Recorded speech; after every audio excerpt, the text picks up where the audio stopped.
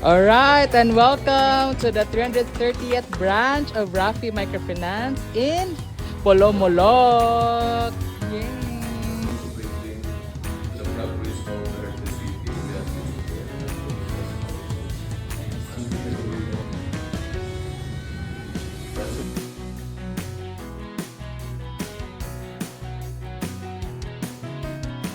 Anong taga main office? Salamat sa inyo pag-bisan kami.